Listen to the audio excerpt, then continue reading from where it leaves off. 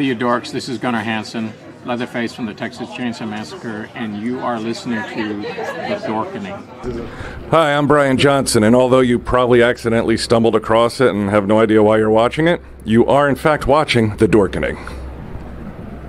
Hello, this is Tom Kenny, voice actor, the voice of the Ice King on Adventure Time, and SpongeBob SquarePants. Meow. Oh, Gary the Snail, too. Hey, guess what you're filling your eye holes and ear holes with? The Dorkening! Oh, I love the Dorkening. Very popular in Ooh. And Bikini Bottom. Hi, I'm Lou Ferrigno. You're watching The Dorkening. And you know what? You don't like me when I get angry, so don't get me angry. You better keep watching The Dorkening. Hey guys, this is Felissa Rose, and you're watching The Dorkening. Hey guys, it's Courtney Palm. We're shooting Death House, and you're watching The Dorkening. This is Anthony Michael Hall, and you're watching The Dorkening. Stay tuned. My friends are going to show you what entertainment's all about, baby. The Dorkening.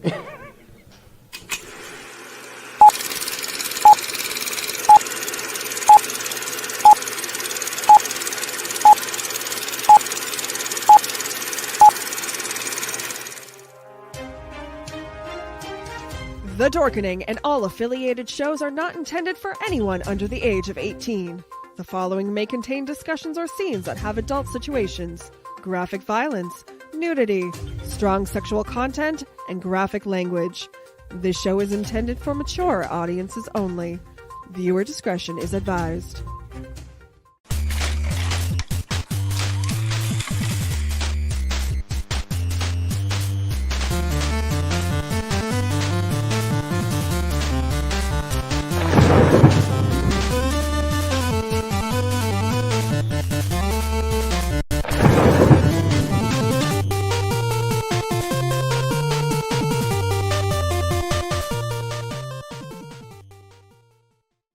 Rise and shine, my sinners. When Father Evil starts his day, he gets a little deadly. Deadly Grounds coffee has the richest, smoothest flavor you'll find anywhere. It's sinfully delicious. Once you go deadly, you never go back. Order yours at getdeadly.com. Coffee's so good, it's scary.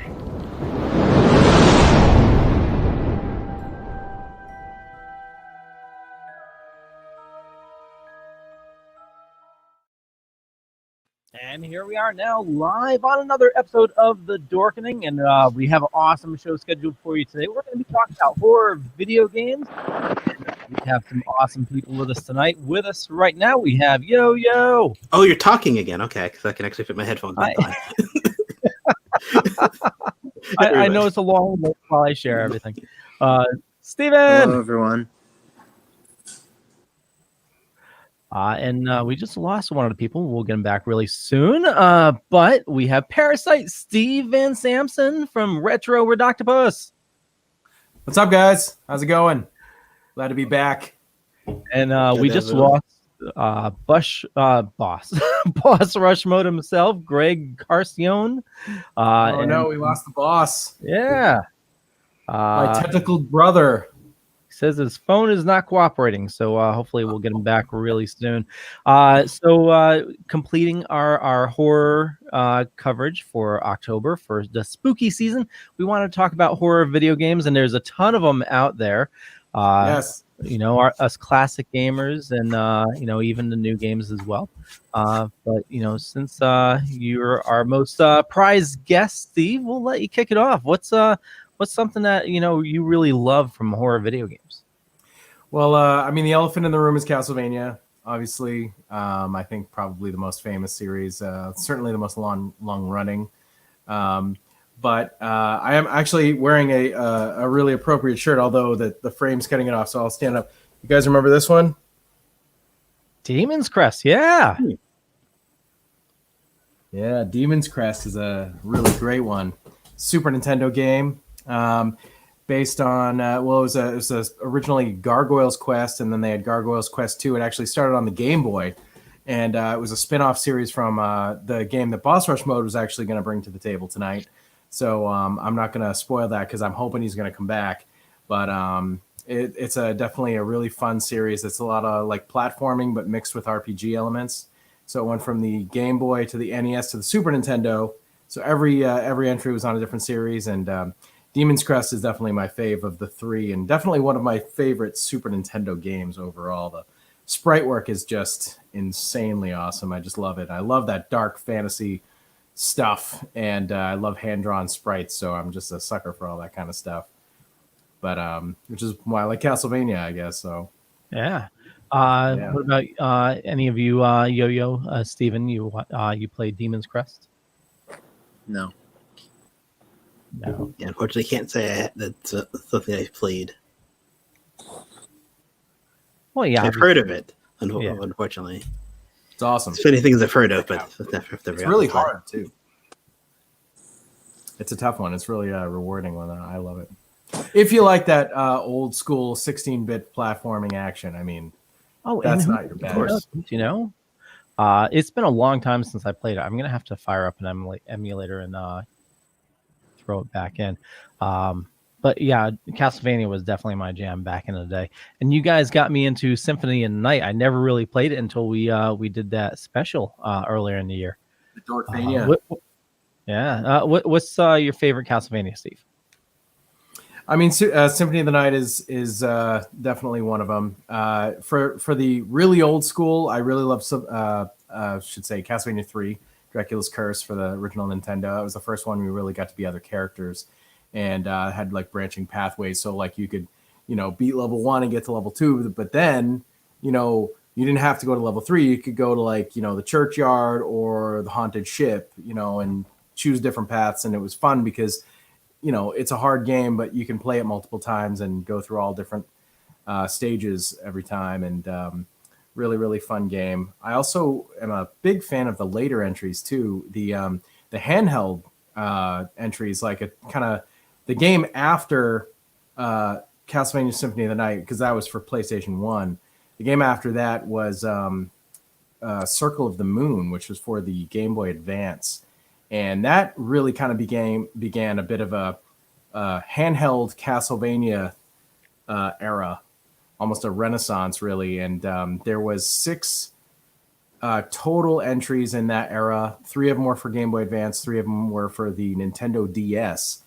And I would say one of my all-time favorites is actually the last one of the whole series, which was Order of Ecclesia, which had a female protagonist, and I believe her name was Shinoa, and really just awesome game. But I kind of love them all. Of that era, that final stretch of the handhelds, like, because that was all. I believe that they were all developed by the same dude who did Castlevania Symphony of the Night, which is I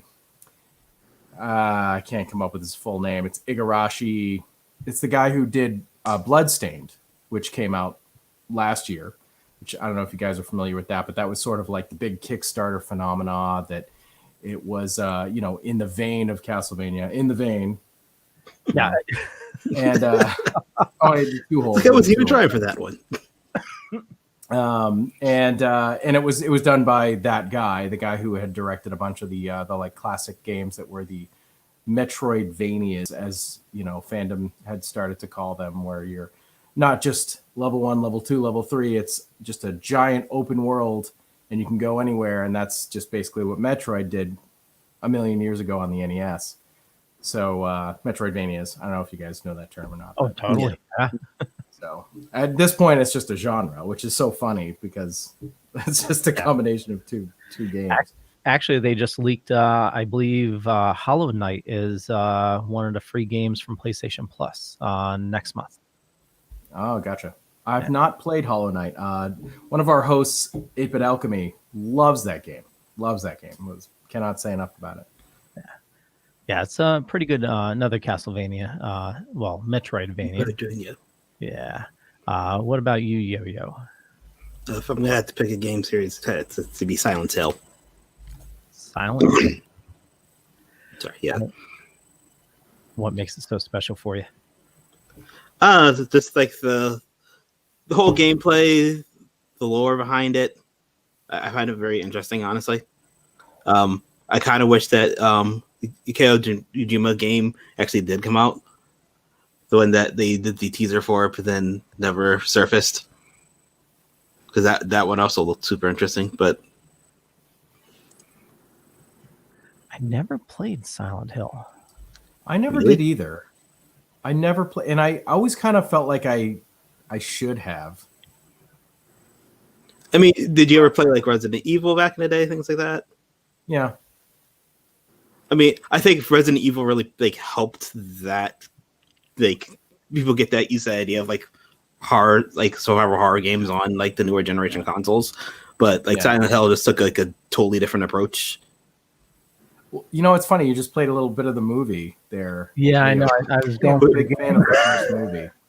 I love the first movie. I think it's amazing. I always say when people say there are no good video game movies, I always say, nope, shut up. Silent Hill's fucking amazing. So I don't know how good it is compared to like, I know that the story's not the same as the game, but as just judging it on a just a film level, just as for what it is, not for what it was. They definitely took some elements from the game in different ways. Like I felt like Pyramid Head was kind of just thrown in there, but at the same time, it was nice to see him in like live action. And he was amazing. And honestly, I will say this. Now, I am a horror fan. My all-time number one favorite kill is in that Silent Hill movie. Do you know what it is? The axe. It's been a while since I've seen Silent Hill. There is one scene when they're running to the church and Pyramid Head just sort of appears and everything's getting dark, and he grabs this girl and literally rips the skin off her whole entire body, and then just kind of gives it a good flap, and there's just all of her blood just like flies against the door. I mean, number one favorite kill in any movie. Nothing Jason or Freddy or Michael Myers has ever done anything like even close to that for me. Like that is the best, most amazing thing ever. So I'm just gonna die on that hill. That's what I'm gonna do. And you probably said this, Yo-Yo. Is this like a Resident Evil-ish type of gameplay, or what's the gameplay? Not really. I mean, again, survival horror, so you're gonna have some like parallels between the two, but you're not going against like hordes of zombies or anything like that. It's definitely more mental. So like Alone in the Dark type of deal? So we're around that vein. I'm trying to think of a more modern game that's somewhat close. It's a lot of like puzzles, right? Well, I mean, yeah, you got to have that a lot in the survival horrors. Yeah, that's true. But what was the one that was like The Room? Is that number 3, or isn't that just all in one hotel room and it's just all puzzles or something? I think it's called Silent Hill: The Room, not the Oh Hi Mark Room. Let me see what I'm thinking. Check that one. And looks like it's number 4. It's actually number 4. It's called The Room. Greg is doubtful that he'll be able to get in. He says my phone sucks. That sucks. He was here for 5 seconds before we started filming. Yeah. What phone was that? You said my phone sucks, and all of a sudden a phone just went off around me, like it heard it. Your phone's like, me too. It's kind of like when we talk about cat food and we don't have a cat and we start getting ads for cat food. That ever happens? That's absolutely what happens. Well, I know that the game that Boss Rush was going to bring to the table was Ghosts and Goblins. Oh, another classic arcade game that spawned a million, a bunch of sequels and also adaptations and all sorts of good stuff. This is a game that is notoriously very hard. It's always referenced as a very difficult game, and to toot his horn, because he's not here to toot it for himself, but the funny thing is he is so good at this game, especially the Nintendo version. He is just, this game is his bitch. Like, you can just watch him play it and he will beat it every time and he'll just go through it, no problem. I was never any good at these games, but this is the series that spawned the Gargoyles Quest and Demon's Crest games, because the main character of the Demon's Crest games is he's called Red Arimer in Japan, and he's called Firebrand in English, and he was literally just an enemy in this game. He's right in the first level, so he's just this red gargoyle guy with wings, and it's pretty cool. But those are both Capcom series, and you know, a little bit more, I would say, cutesy kitty than something like Castlevania. I wouldn't call this cutesy. I mean, this game really, it was so difficult that it was so frustratingly difficult, you know? Even the arcade version was difficult too. I went to before the pandemic hit, I went to a arcade bar with my girlfriend and a couple of her friends, and they had an arcade cabinet of Ghosts and Goblins, and I was like, what the hell, I'll try it, because I played the NES version, I played the SNES remake of it, and you know, the arcade version, I hate to say, is a lot harder than the NES version. Well, also back in the day, I remember that you had the Super Nintendo version come out, and I think a Genesis, and I think at least I vaguely remember the Genesis one being more difficult. I really like the Genesis one. I think it's a tiny bit ekes out as my favorite of the home ports, because it is its own. It's kind of its own thing. It definitely has different graphics for like some of the armor that you get, and because I always thought it was funny, like for those people who don't know, like you play as this dude, and his name's Arthur, and he's just in a full suit of armor. But if you get hit one freaking time, the entire suit of armor just explodes off your body, which is, I assume, what happened in Bill and Ted 1 when Ted fell down the stairs, and then he's like, "Whoa, dude, I fell out of my armor when I hit the floor." Like, I assume that's what happened. It exploded off of him, because there's no other explanation. But anyway, so you got this whole suit of armor. It's basically pointless. It's just one tiny hit, but you can power up that armor, and it will become different colors. There's like a red version, a green version. No, I don't know if there's a red. There's green, there's gold, and he gets the face plate, because usually you see just a dude with a beard, and he does get like the full face plate, at least in the Genesis one. I always thought he looked kind of cooler in the Genesis one. I don't know. I'm not sure why I like that one better. The final boss is really cool too in that one. He looks more like a actual devil sort of. Little flex in there, final boss. What's that? We got a little bit of feedback there. I said flex in there, huh? The final boss. I mean, I couldn't get to him. Oh, okay. I suck at these games. I really suck at these games. I really do. Demon's Crest I can do. Demon's Crest is fun too, because in that game you get different powered up gargoyle forms you can become. So there's like transformations, and once you acquire them, you can just turn into them at any time. And there's like the earth gargoyle, the air gargoyle, the sea. There's various ones, and there's the ultimate one at the end, and then there's like a secret one. But it's pretty fun. But you know, I don't know. I just think that game doesn't get enough credit. But yeah, Ghouls and Ghosts and Ghosts and Goblins. Those are classics for sure. Up there with Castlevania. Totally. What about you, Steven? For me, it would have to be Dead Rising. Dead Rising. Mm-hmm. So I was just out of high school, and I got my Xbox 360 as a graduation present, and the first game that came with it was Dead Rising. Now, I was just getting into horror at the time, and I think one of the first horror movies I saw was Dawn of the Dead.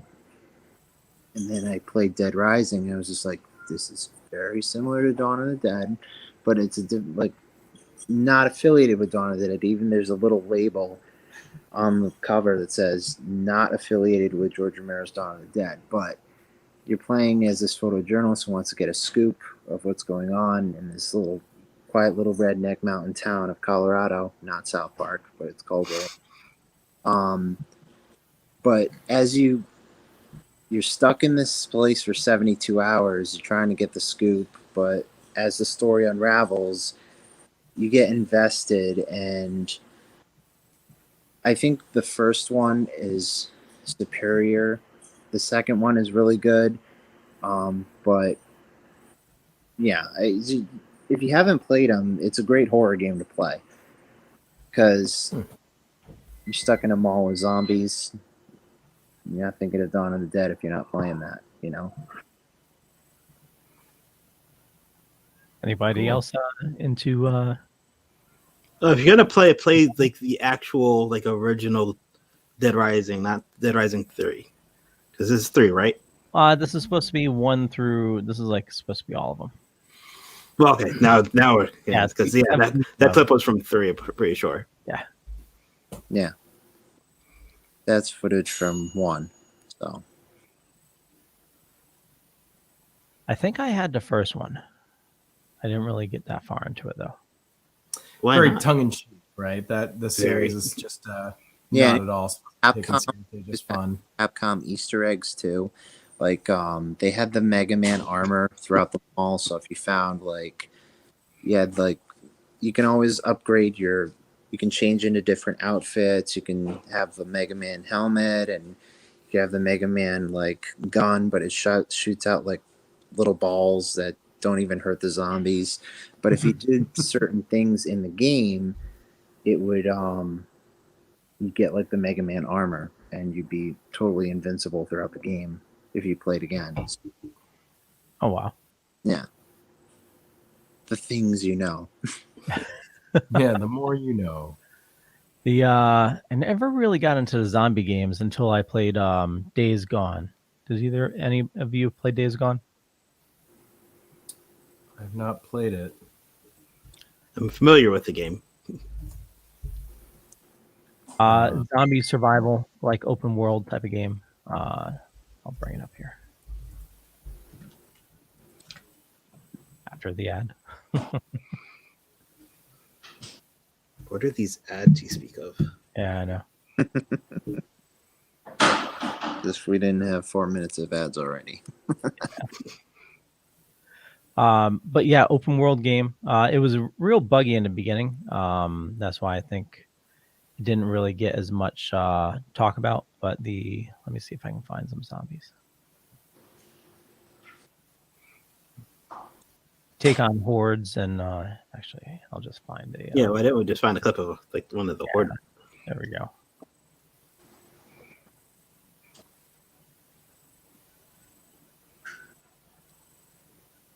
Another good zombie game that doesn't even get mentioned is Dead Island. Here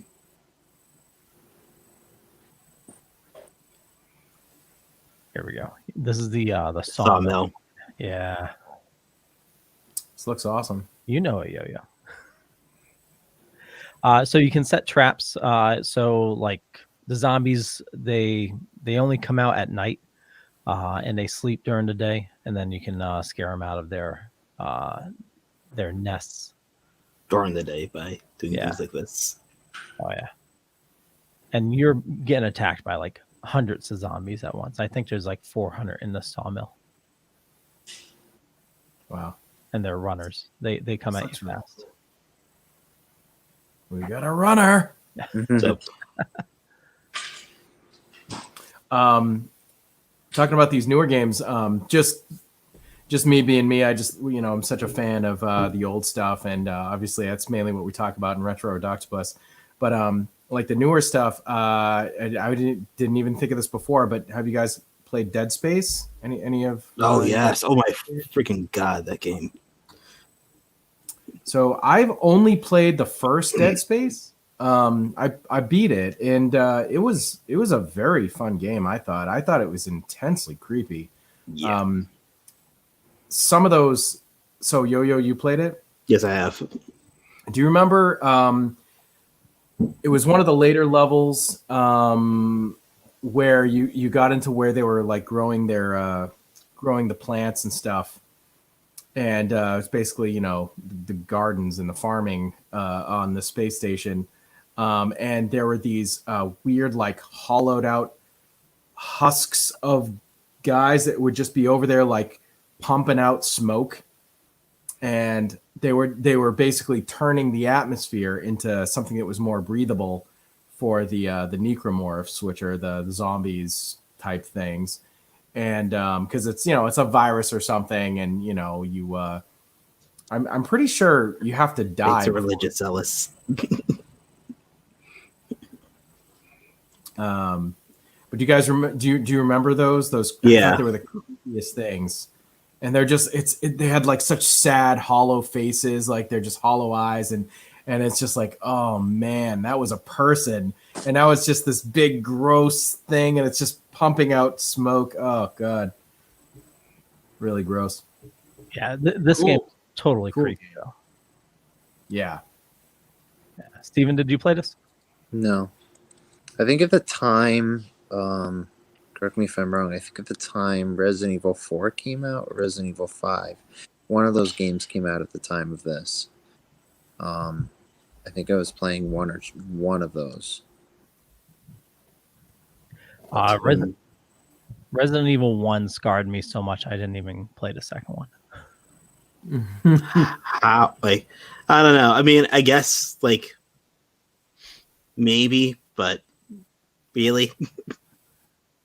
Well, yeah. I was playing the import one, which was more gruesome. Oh yeah, Biohazard. You're playing Biohazard. Yeah, Biohazard. Yes. 4 was the one I started with. Yeah, the first one I thought was pretty scary. Like, I think because it was new and we hadn't seen stuff like that, but I remember thinking the first time I tried to open the door and the dog jumps out and that was a little shit. That was scary. And oh man, one of the classic moments of all video games is when you see the first zombie and he stands up really slow and turns around. I thought it was the dog was the most memorable when it jumped in the window. Yeah, the dogs for sure. Yeah. Let's see if I mean, and the loading screens were just clever. Yeah. Clever way to hide the fact that it's gonna take a little bit for the access to load in. This is it. Yeah.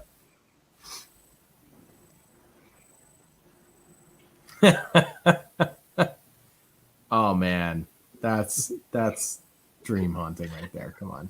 And then he's so slow. At that point, Leo was like, "Nope." Actually, I think I got to the basement where you had the shark in the water. Oh. Don't open that door. Jill, the master of unlocking.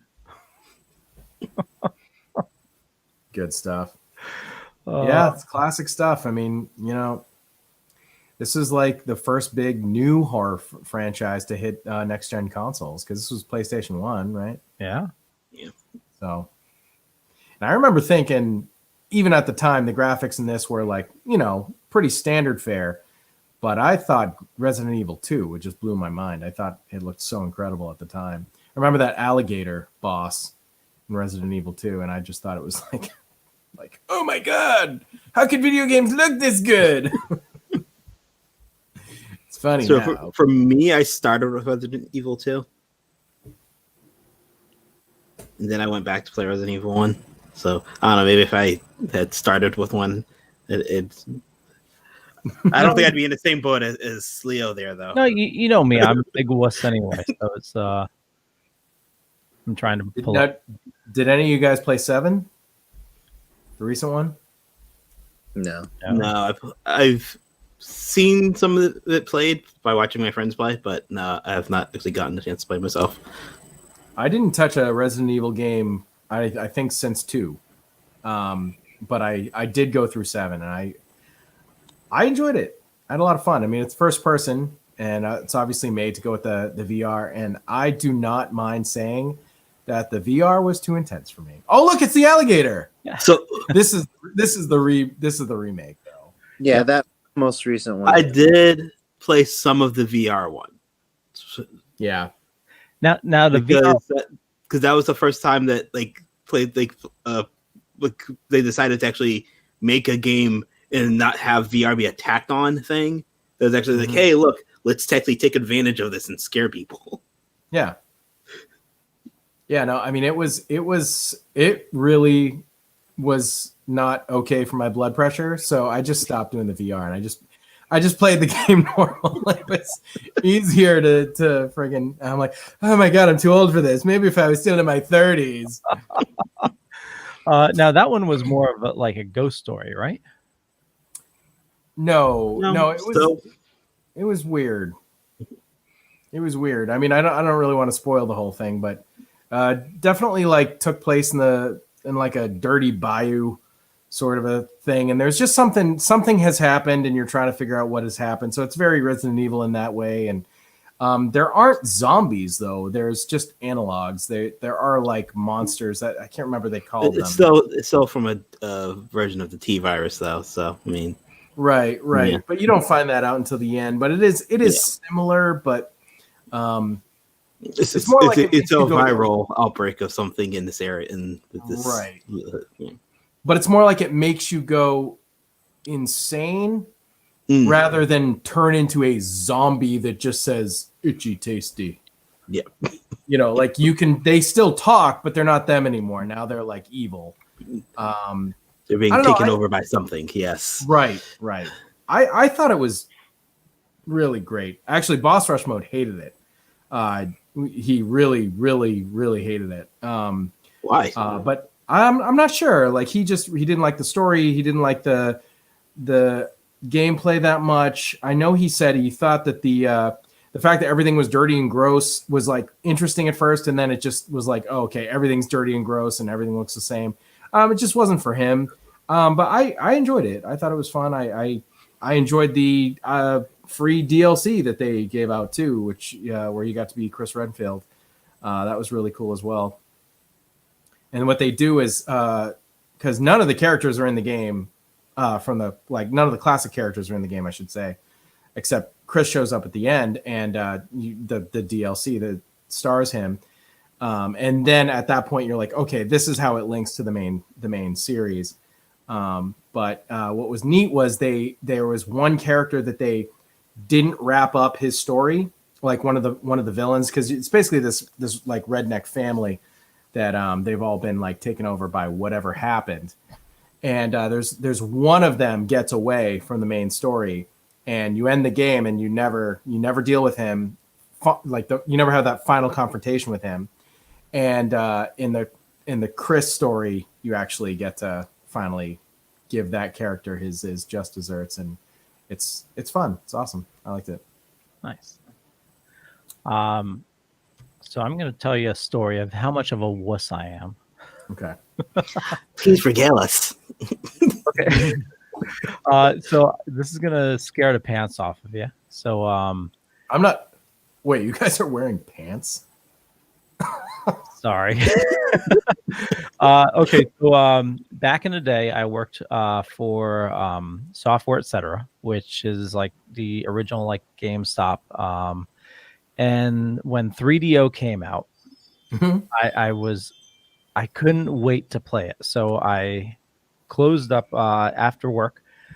We had the monitors, and I was cool with security, so they let me stay like late.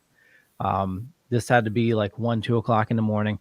I'm sitting outside the front of the store playing on the TV in the front, and a security guard came up and scared the ever living shit out of me while I'm playing this game. But it's this is Escape from Monster Manor, and there's like really no music. Pardon me. And you're just going through a house, and ghosts will pop up. Okay.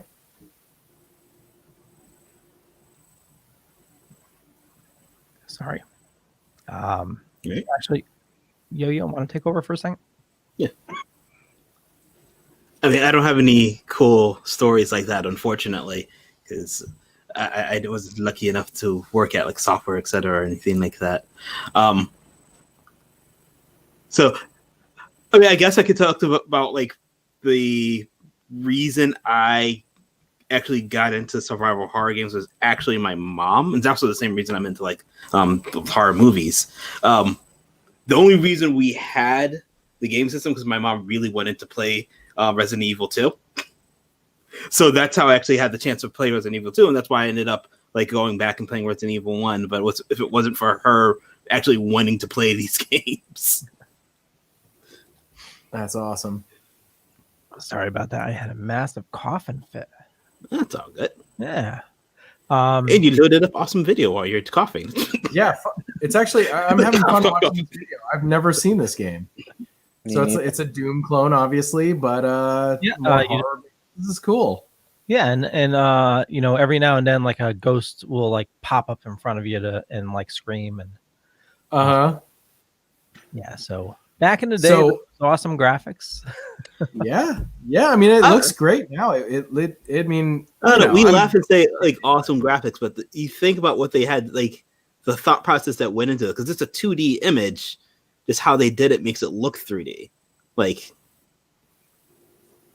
right.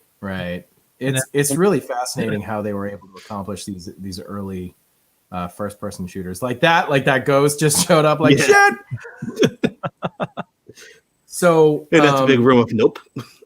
I have a really, really good pivot from this. Oh, totally. If you can find footage of Alien versus Predator for the Atari Jaguar. Oh yes.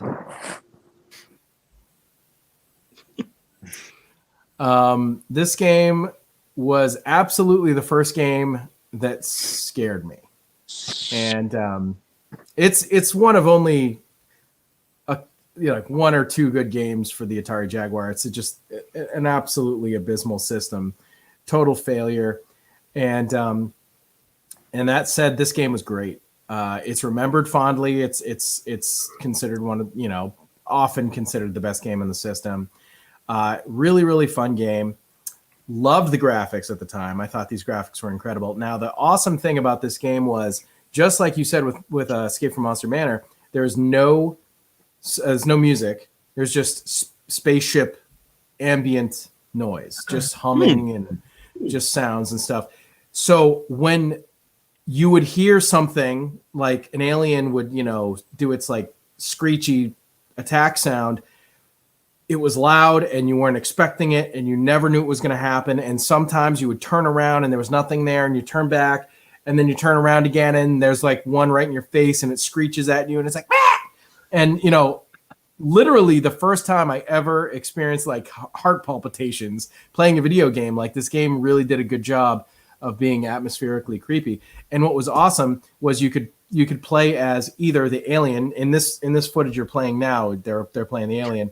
Now they're playing the Predator, and you could be a Colonel Marine. So the three characters played completely different. The Colonel Marine was very much just like any sort of a Tom Clancy game. You'd pick up new weapons as you went and stuff. Just typical shooter. And you have, obviously, the other two races are against you no matter who you play as. The Predator, so what you're seeing right now, so the screen's a weird color. This is obviously when he's invisible.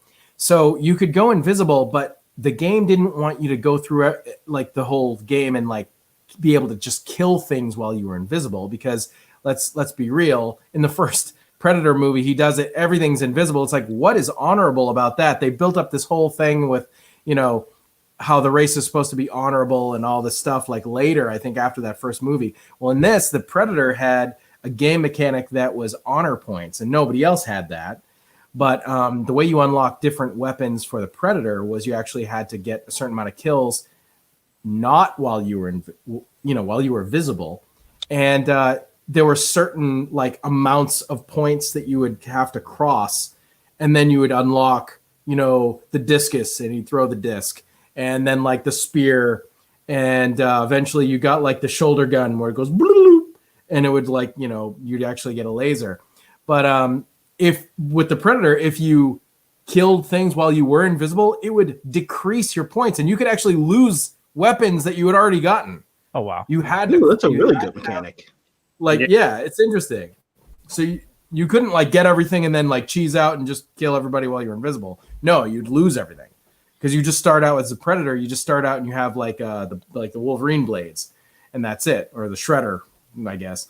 And the Alien was really cool because it was the weakest character, You couldn't shoot anything. Everything was all just grappling. You know, you could either slash with your claws, you could stab with your tail, or you had like that extra extendable mouth.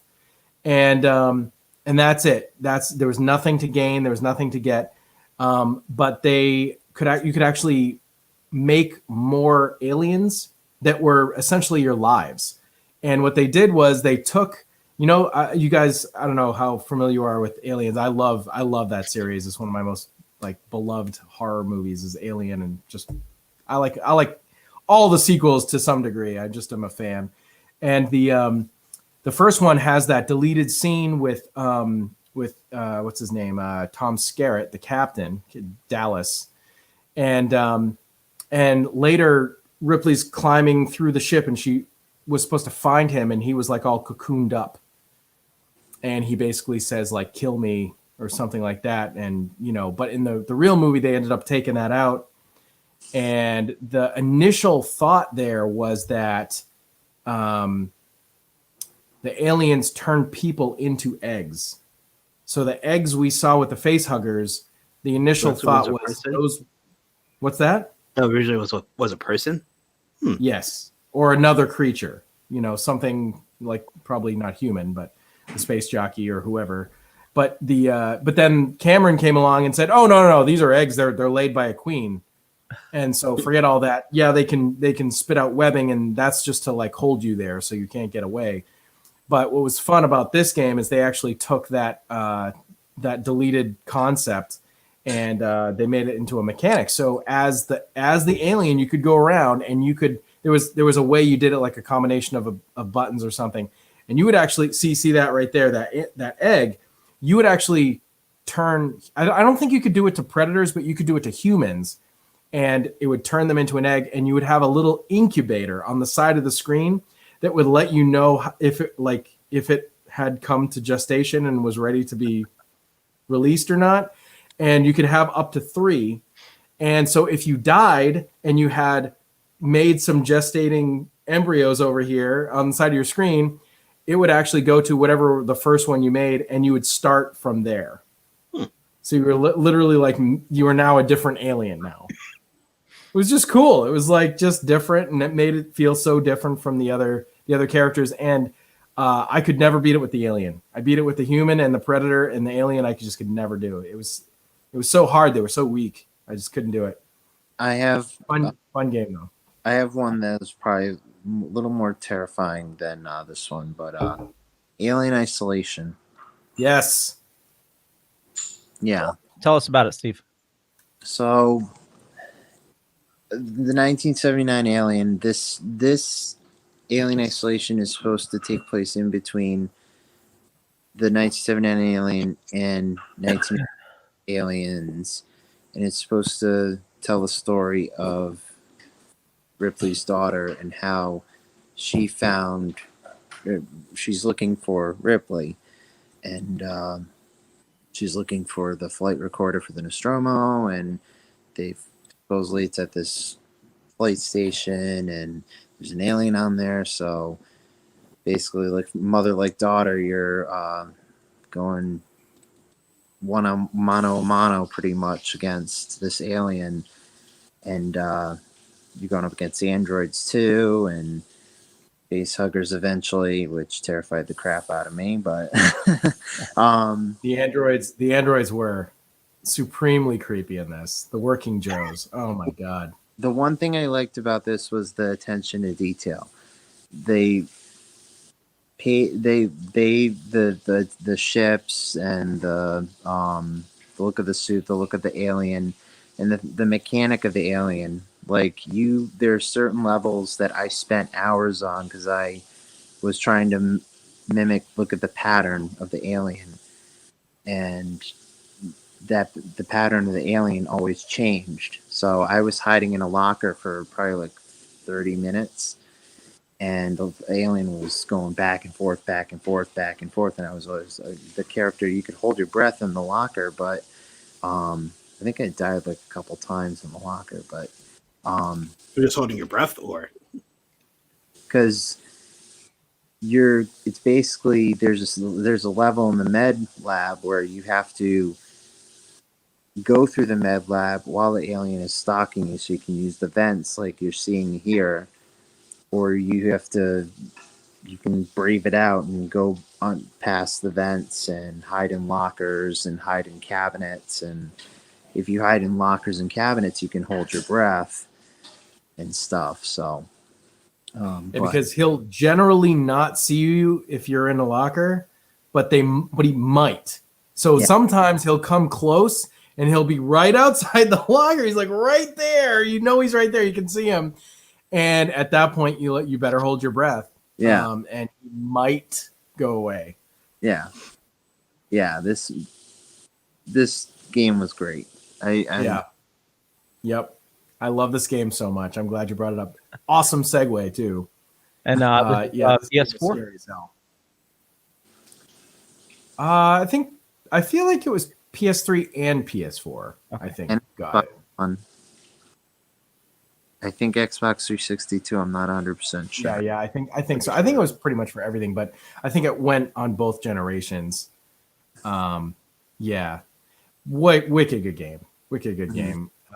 Loved the story. I loved how they went back to the feeling of that 1979 Alien, and it was just very claustrophobic. It was very isolationist. I mean, obviously, it's called Isolation. I mean, that's really the perfect title.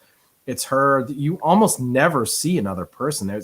There are a couple, there are some, but like most of the game, it's just you and an empty ship, and there's an alien somewhere, and it can just appear above you because it travels through the ductwork. And oh man, whenever you were going through a duct and it was in there with you, oh Jesus, that's when you just poop your pants. I mean, you have no choice but to just fill your pants. It's like, okay, well done. Ding, full, instant death. Really, really enjoyed this game though. Yeah, nice. Recommend it highly. Yeah. Let's go to Yo-Yo, and then let's try to bring up a couple more retro games. Yo-Yo, what do you got for us? I think of another horror game that I like. Yeah. You never brought up the Friday the 13th one. I know that didn't last that long, but that was a really interesting game concept. Yeah. It's because of the law, it just kind of disappeared. Yeah, but when that was a super interesting game concept. Yes, it was. I had it on my list, and I bought this game when it came out, and yeah, this was a blast. But again, there was a licensing issue, right? And they had to pull the game? No. What it was is there was a lawsuit between, correct me if I'm wrong, if there's any horror people within the network or anyone listening, but it was between Sean S. Cunningham and one of the producers of the first movie about who properly owns Friday the 13th. I think that's what it is. Yeah. So this year it was a multiplayer game, and the sessions were fairly short. It's similar to like Among Us everybody's playing now, where one person is the killer and the other people, if you jump into play, are campers. So if you're Jason, you need to kill all the campers. If you're a camper, you need to escape. And Jason, it really shows his, how he can go really fast between different places. He has like a warp that he can do. As long as he can see it, he can kind of like warp to that area. And there's different kills you can do, and there's different Jasons too. I mean, if you back this on Kickstarter, there's a specific Jason that you got that wasn't from the movies. It was specifically designed by Tom Savini. And all the mocap and all the kills and all the motions that Jason did were, yes, Wolfie, it was Victor Miller. Thank you. I kind of drew a blank there. It was all the stuff that Jason does in the game was mocap by Kane Hodder, who played Jason in 7, 8, 9, and 10. Steve, did you have a chance to play this? I never played this. I've seen a lot of stuff for it, and I think it's a really novel concept, and I just never got to play it. But yeah, it looks super fun. It was. It was. Yeah. The few chances I did get to play it. Definitely I'm trying to cool. remember because there was another game that took this concept, like an established property. There was another game that kind of took this concept with, but I can't remember which game it was. Like somebody's the killer and everybody else has to just survive. Yeah, but you're kind of like around. controlling the. I think it was one because you were like basically you worked like you acted controlling the room. Was it Dead by Daylight? But didn't that come out before? I think it came out around the same time. I'm not sure. Dead by Daylight when that came out. That was 2016.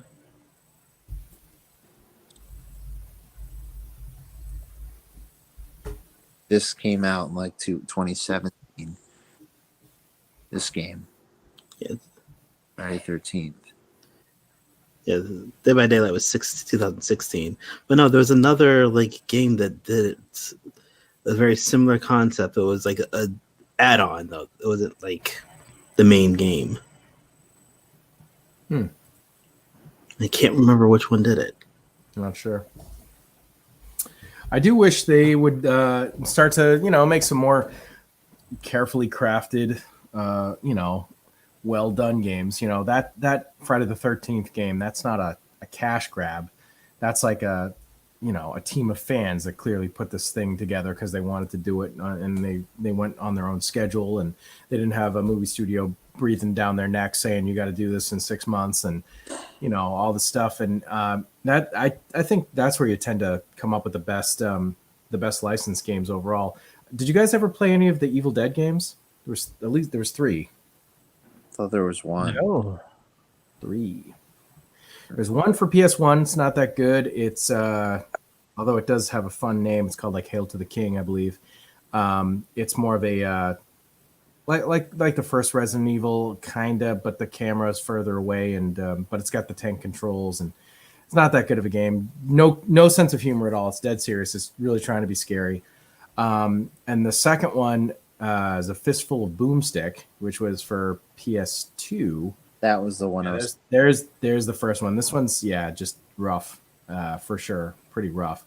Yeah, pull up Fistful of Boomstick. That one looks considerably better, and it played great. And it had a direct sequel, which was called Regeneration, and I really enjoyed both of those a lot. They were very fun. Bruce Campbell voices Ash in all 3 games. In the third game, Ted Raimi also voices one of the main characters. They created this random sidekick for him, and this game, it's very fun. It's not a groundbreaking game. It's just you're gonna kill a lot of things with a boomstick and chainsaw, and just he's got a shovel too. But honestly, like fun stuff, really fun stuff. So this is the second one for sure. This is a Fistful of Boomstick. Definitely my favorite title of the 3. That's a hell of a title. Guys, we haven't mentioned Left 4 Dead yet. True. Before we go to Left 4, actually, let me escape. I don't know why that was there. Did any of you play Broken Helix? It was also voiced by Campbell. Way back in the day. Yeah, it was Campbell. It was not good. I bought it because it was Bruce. Yeah, exactly. So Steven, tell us about Left 4 Dead. Oh, sorry, go you. It was Resident Evil 3. They had an add-on called Resistance. That's what it was. Like it was a 4 versus 1. The one person basically controlled the room, like controlled the flow of zombies, traps, and things like that. And then the 4 was 4 survivors. But it got pulled apparently earlier this year. So Left 4 Dead, basically, you're 4 survivors, and you have to go from point A to point B, and you have to basically work as a team to go up against zombies. So I think there's like a harbor level, so you're starting from a freeway and you have to go to a boat. So literally you have to go, it takes like 20 minutes if you do it right. And if you you have to get certain things on the way too. So you have to get like a gas can, you have to get like sound a horn and all that stuff. But if you have to work together as a group, can't preface that enough, because if one of you dies, then you don't go back, like you don't get resurrected. So it's kind of like a survival type of thing, but you're working together. It's a team building exercise. That's what it is. Yes, but so I thought it was interesting. It only had 2 sequels, but what Leo because it's Valve. Yeah, they just put they just out an update, which surprised a lot of people, because the second game came out in 2009 and this update just came out like a month ago, so better late. But was that a fan made? Yeah, I think that was originally fan made, and then they just like okayed it, kind of like a lot of the Half-Life like offshoots. I meant to double check, so I couldn't have sworn it was, but yeah, like Valve just in general makes some really awesome games, but then always stops at number 2. Mm-hmm. Like they're such teases. They do. They're the Netflix 2, Portal 2, Team Fortress 2. What did you say, Steve? It was a Netflix series? No, they're the Netflix of video game company. Really are. So I got an oldie here. I'm sure all of you have played it. I'm gonna pull it up, see if you guys can name it. Oh, thank you. Good job. Yeah. I'm glad you brought this up. I was going to bring this up. So tell us about it, Splatterhouse. Steve. Yeah. Splatterhouse. It was originally an arcade. It was ported to the TurboGrafx 16. Yes. That was the first home version, and it actually had 2 sequels back in that 16-bit era. As you can see, the main inspiration is Friday the 13th. You control a very Jason-esque character called Rick, and he tries to sell you Liberty Mutual Insurance. So basically an emu game. It's a game about emus. That's really what it is. But fun game, really, really incredibly gory, really noteworthy. I think mostly noteworthy for its depiction of gore and just overall gross stuff. There's so many gross things. Like, look at this dude. Look at this guy. He's just a meat man. He's like a hamburger man. And he's got 2 chainsaws jammed into the fleshy lumps where his hands should be. He's got a bag over his head. I mean, very proto Silent Hill kind of looking stuff.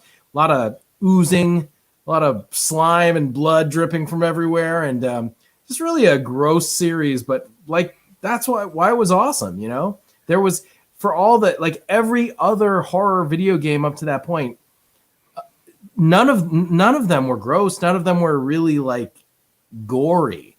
Like even the Castlevania games, which, you know, the bad guy's Dracula. There's not a lot of blood in Castlevania games.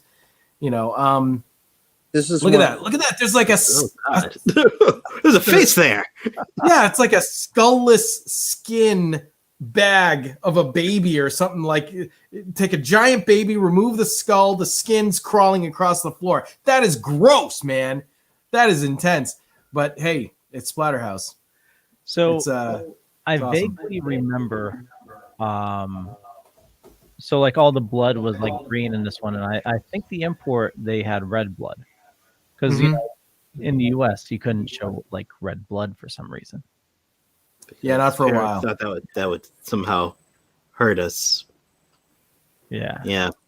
I do distinctly remember the Super Nintendo port of the first Mortal Kombat game had sweat. Yeah. They replaced the blood. They just made it like light gray, and it was supposed to be sweat. So much sweat coming out of him. Steven, did you play this? Man. No. No. I did not. When I was at a younger age, my parents were very strict on violent video games, so wasn't able to play like Mortal Kombat or Splatterhouse or anything like that. But when I got like hit like 13, they kind of lifted the ban on me. So yeah. So I lucked out in that sense that my parents weren't strict about that, but I also kind of like didn't help because we couldn't afford a lot. So it's like, yeah, we don't care. We can't buy it anyway. Well, Splatterhouse is definitely a noteworthy game series to talk about, and they did do not that recently, but I know there was a next gen. What was it? There was a reboot that they did. I just can't remember what it was for. Trying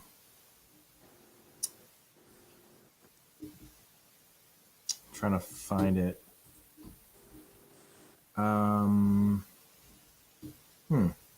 I feel like it must have been PS3. Yeah, 2010. Splatterhouse 2010. Look that up. See if we can find that. And by this point, the mask looks nothing like Jason, because they really tried to distance themselves. They might have even gotten into trouble. Even in the old days, the games were less. The mask looked less and less like Jason. And that first one, obviously, it just looks like Jason. But Rick, different Rick though. Yeah. Look at this. Look at this mess. It even goes on the screen. I guess you'd call that blood splatter. Yeah. This looks awesome. Yeah. I heard it was fun.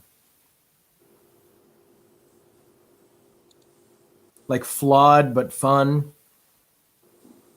If you're a glasses half full kind of gamer. But and this was released, or this was this came out in 2010. Okay. It's amazing. It's been 10 years. My God.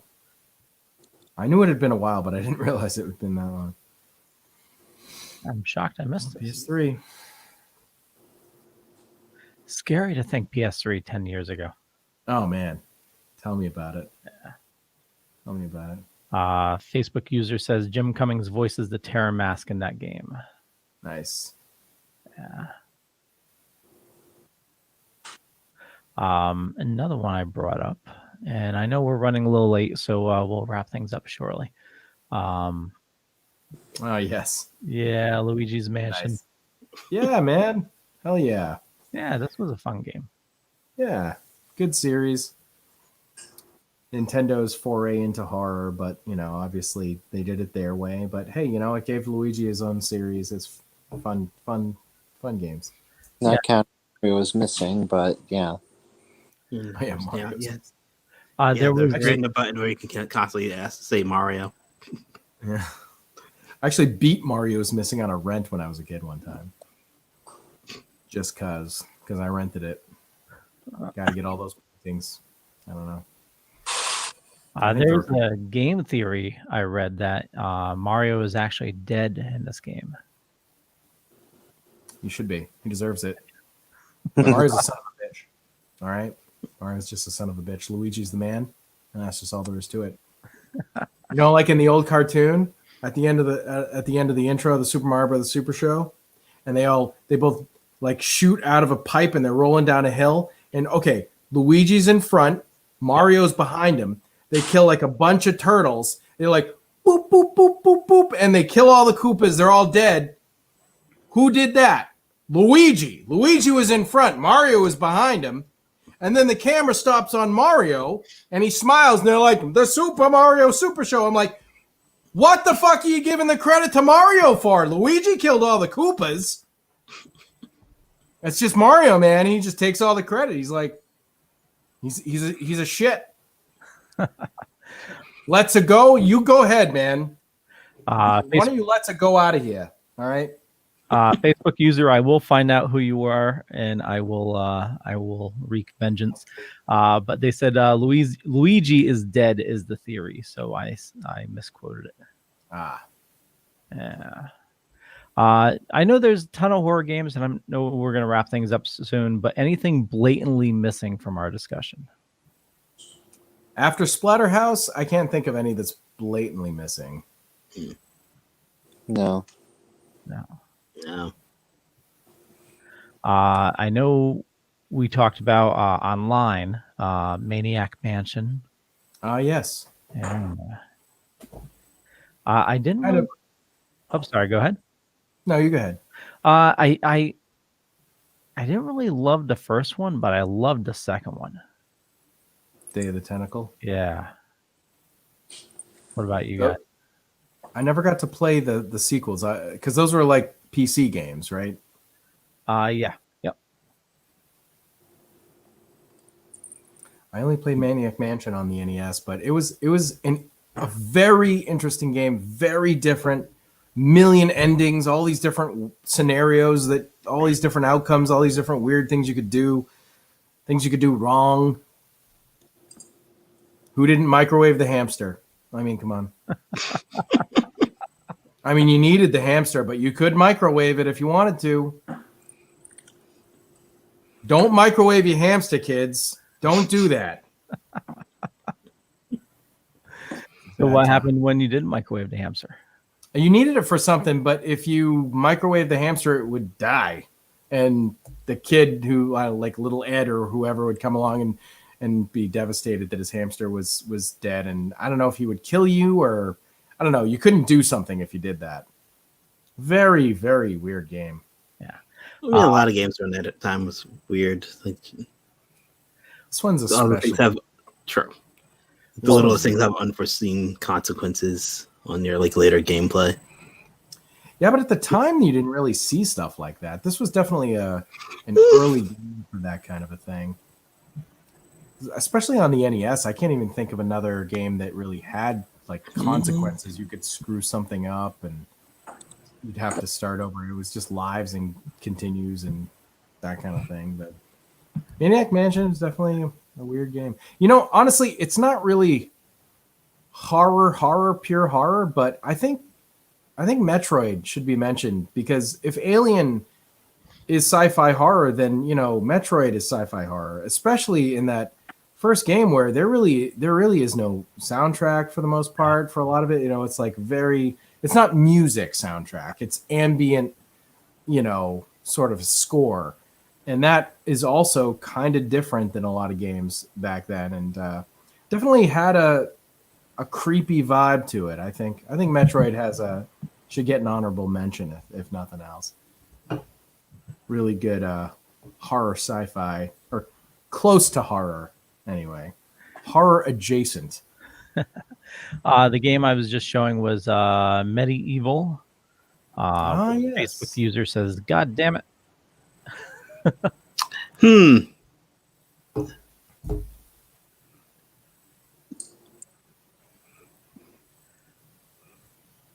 I mean, you can definitely feel free, anybody, to disagree with me on the Metroid thing, but no, I think the ambient sound especially it feels like it's going for horror in the same way that some of the games we were talking about, like the Alien versus Predator or the what was the one you said for 3DO? I mean, those had no sounds, but this does have, and you do have that intro music, the boom bada ba boom bada ba boom, which sort of feels like horror, like an adventure game, sort of jaunty adventure starting out. But most of the music in this game is not like that, and I don't know. Maybe I'm wrong. No, it was, especially back in the day. It's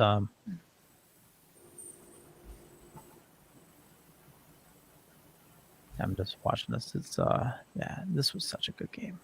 Oh yeah, this game was this was one of the first ones I would just get lost in. It's open world, like no map. Yep. Good luck. Good luck, brave soldier. Okay, who else? Well, obviously we all played Metroid. Do you like the Super Metroid or the NES one better? I like Super Metroid. Yeah. Yeah, Super Metroid is so good. Facebook user says the Medieval is very Halloweeny, and you guys talked about Silent Hill, right? And I'm assuming this is probably James. Nope, actually, I think this is Alex. Alex. This is my first thought. I can go on Facebook and double check, but Okay, go do that because I need to wreak my vengeance because they said mean things about me. Well, I guess I should probably mention the game that I took my podcasting name from. I go by Parasite Steve on Retro Ridoctopus, and the game Parasite Eve is definitely a horror game. It feels very Japanese horror. I don't know if you guys remember that. It was for the PlayStation 1. Really fun game, fixed camera, really awesome combat system. I love the combat system in this game. It's pretty easy and not that long. And there was a sequel that wasn't quite as good, but the first Parasite Eve was a great game. Squaresoft, when it was Squaresoft. Really fun game. Oh man, those cinematics are oof at this point, but it has that very Japanese horror flair in the way that Silent Hill sort of does, and it's cool. It's a good game. Yeah, get to some gameplay. Actually, I haven't seen this in years. And this was based on, I believe I think it all came from a novel, but there is actually a movie, a Japanese movie, Japanese language movie, as well. What Facebook are you streaming? Because I don't even see comments. Yeah, I'm multiple Facebooks. Okay, so I guess we'll never know because I don't see comments at all. Oh well.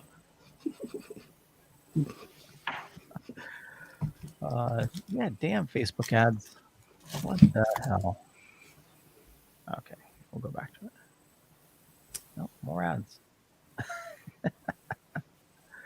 Facebook user says Parasite Eve scared the hell out of me. The rat transformation. Mm-hmm. That's in one of the cutscenes.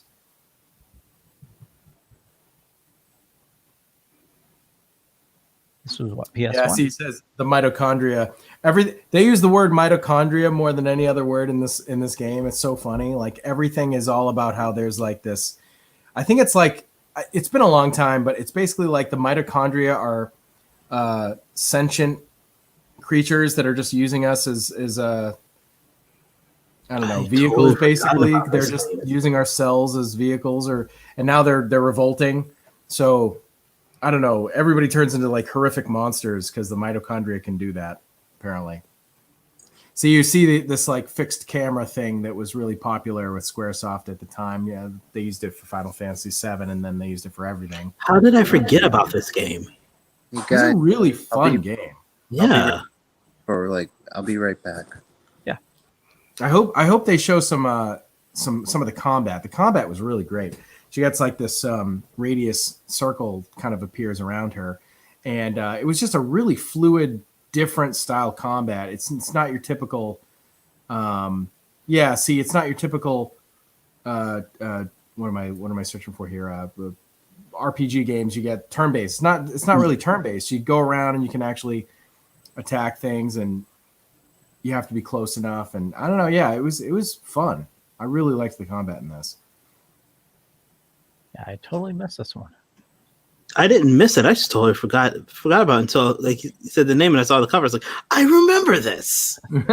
Facebook user says Parasite was written by an actual pharmacologist. Oh, there you go. Yeah. I assume knew some serious real world stuff on mitochondria.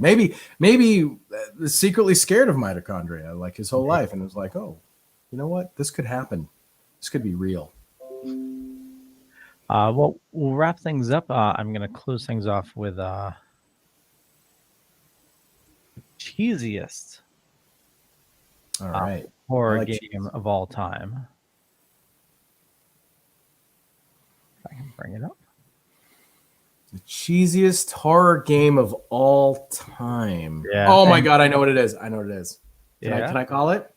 Call it. I don't actually know. This is my guess. Okay. Zombies Ate My Neighbors. No. Oh, that is a another good good one. That's a good game, though. That is a good game. Yes. The infamous Night Trap. Oh my god.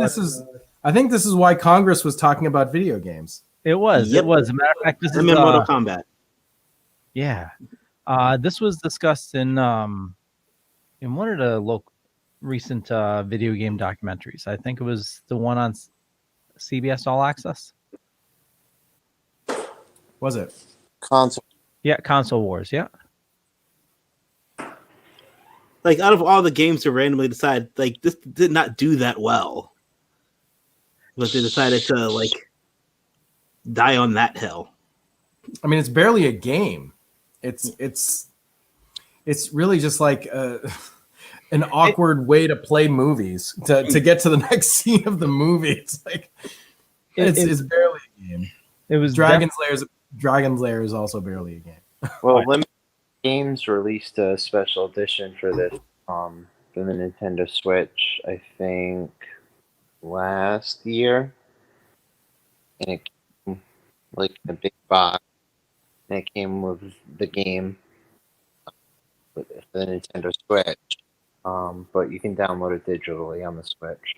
But it came with a physical cartridge, and it came with like 3 different types of cases, like a Sega CD type of case for the little memory card, like cartridge, where it proposed of all the we're losing you, Steve. You are.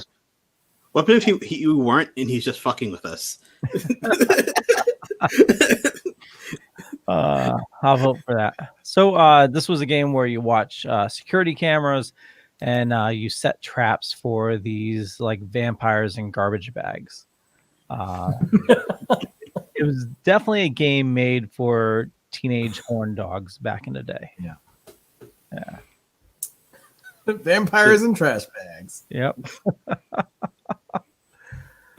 Well, I know we ran late. I want to thank you guys definitely for joining in.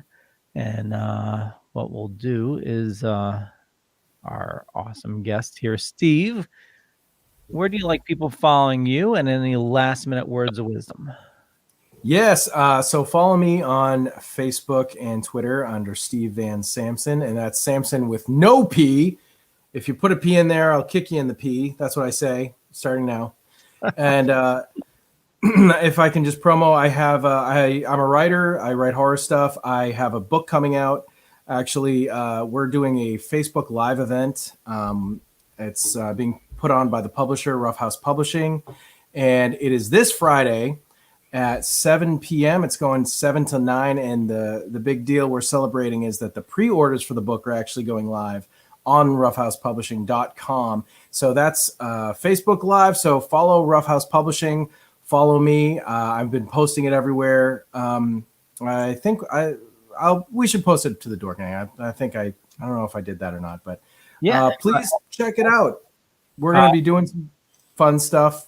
I'm going to be reading a few parts of the book and maybe doing some. I was thinking of like maybe see if people are interested. I might do some sketching and give some sketches away at the end of the night just to people who are there and just for the fun of it. And if you want to pre-buy the book, you can do it all then, and we'll be talking about it and answering questions. And it's fun. If you're a fan of The Witcher or like Game of Thrones or any sort of a dark fantasy sort of a thing that's got a lot of monsters and it's kind of short on the elves and dwarves and more heavy on the monsters and the dark brooding characters, this may be a book for you.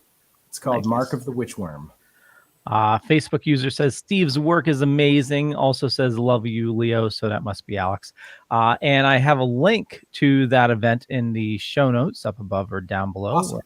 And also all your links as well, Steve. Thank you. We'll bounce over to the other Steve. Anytime. You're always welcome. Your family, you know. So you you're guys. Dorkening family. So Steven.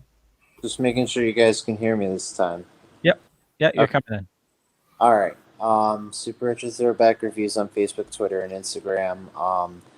There's a contest we're doing that ends in 3 days. Leo posted it on the contest link in the show notes up above or down below, wherever you're looking. If you want to enter that, that's great. You'll get. We're celebrating 4 years of Super Retro Throwback Reviews, November 1st. So the best way we're doing it is doing this contest. So we're going to be giving away 2 autographs, a t-shirt, and a bag of Deadly Grounds. So also you can check out our 2 podcasts, which is Super Retro Throwback Reviews, the audio files, and CSI the Vegas files. You can find all of those shows exclusively on the Dorkening Podcast Network and all major podcasting distributors. And you can find me here once in a blue moon on Wednesdays on, what is this, Dorks Podcast, comic book show? I can't remember. Whatever we decided to name it this week. Yeah. Like whatever you call it this week. Yeah, it's this is just the Dorkening. So yeah. And Wednesday has changed a lot, hasn't it? It has. I needed to take weekends off because I was getting burnt out. So it's so now we just record everything during the week. That makes sense. Yeah. Weekends are Leo's times. Exactly. And right now it's Mika's time, apparently, because Mika decided she wanted to get attention. But you can find me, Boy Meets Phone, on Twitter, Instagram, Facebook, and YouTube. Also, Yo Saint Laurent on those same social media channels. You can find me being licked to death by an adorable kitten. And, of course, you can find me here. So I do have to say our neighbor, my wife told me that they were trying to walk their cat on a leash. Okay. And you can do that. It wasn't going too well for them. You got to get them used to it. But, yeah.